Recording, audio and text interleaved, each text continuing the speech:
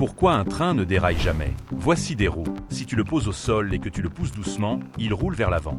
D'abord, prends une seconde pour liker cette vidéo, car je suis sur le point de te partager l'un des plus grands secrets cachés du domaine ferroviaire. Tu peux aussi le placer sur 2 rails droits et il roulera de la même manière.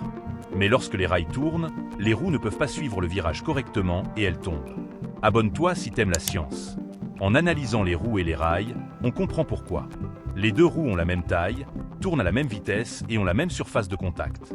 Quand elles abordent une courbe, la roue extérieure devrait parcourir une plus grande distance, mais elle ne peut pas. Résultat, la roue extérieure se décroche. Alors tu décides de les améliorer. Tu donnes aux 2 roues une forme conique.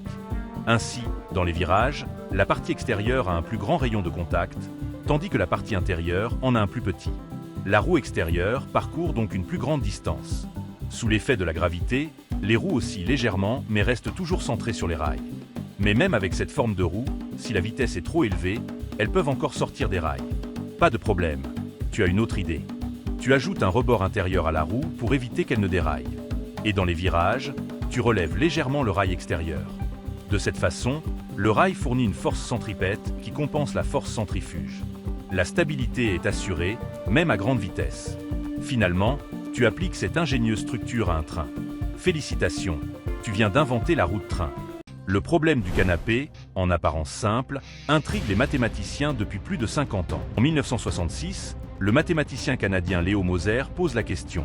Si un couloir forme un angle droit de 90 degrés et mesure 1 mètre de large, quelle est la plus grande surface de canapé qu'on peut y faire passer?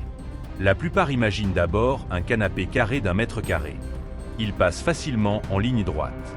Mais on peut aussi le faire pivoter, comme ce demi-cercle qui passe sans problème et offre déjà 1,57 m² de surface. En combinant ces idées, peut-on faire mieux? Oui.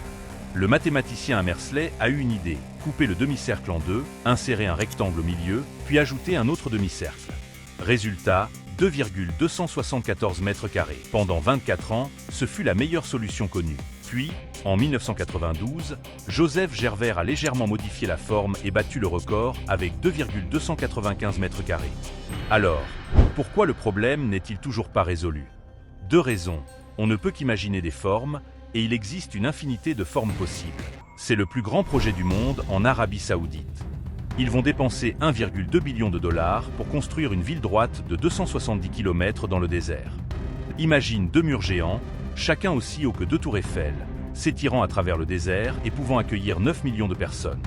On l'appelle The Line, parce que vue d'en haut, elle ressemble à une ligne. La ville aura 3 parties. En haut, c'est pour vivre avec des maisons, des hôpitaux, des écoles, des restos et tout ce dont tu as besoin. Au milieu, c'est pour les affaires, avec des magasins, des bureaux, de l'électricité et plus encore. En bas, c'est pour se déplacer avec des trains rapides et des métros sur 170 km. Tout fonctionnera à l'énergie propre, comme le solaire et l'éolien. Ils vont même faire pousser des légumes et des fruits verticalement.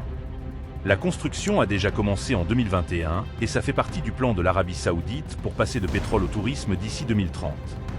Pensez-vous qu'il sera construit avec succès? N'oublie pas de t'abonner pour ne pas rater nos prochaines vidéos.